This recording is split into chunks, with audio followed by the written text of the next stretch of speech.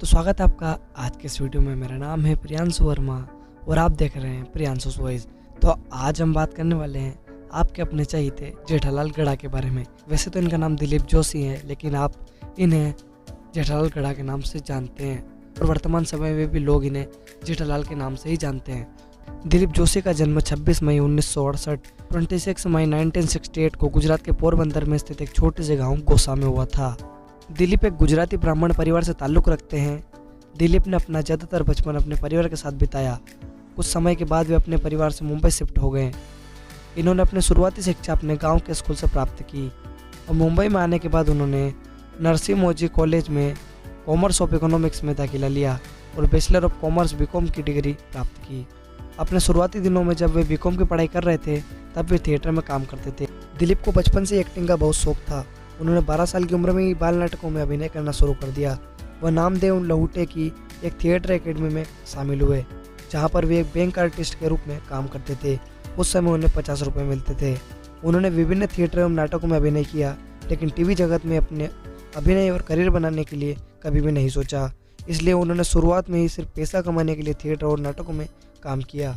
तारक मेहता का उल्टा चश्मा में जेठालाल गढ़ा की भूमिका निभाने वाले हमारे दिलीप जोशी लंबे समय से बॉलीवुड इंडस्ट्री में कई फिल्मों और टीवी शो में दिखाई देने वाले अभिनेता दिलीप जोशी ने 90 के दशक में शुरुआत में जयमाला से शादी की थी और उनके 2 बच्चे हैं, बेटा ऋत्विक जोशी और बेटी नियति जोशी।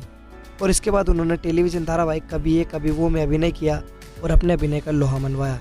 दिलीप जोशी ने अपने शो तारक मेहता का उल्टा चश्मा के जरिए भारत के अलावा दूसरे देशों में भी प्रसिद्ध हैं।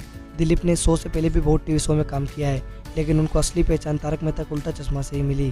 कुल संपत्तियों की बात करें तो 40 करोड़ रुपए से ज़्यादा और प्रत्येक एपिसोड के वो 1.5 लाख रुपए चार्ज करते हैं। तो अब जानते हैं हम थोड़ी जेठालाल के बारे में अननोन फैक्ट्स। वह शुद्ध शाकाहारी हैं। वह ज़्यादातर शूटिंग के समय भी घर का खाना खाते हैं।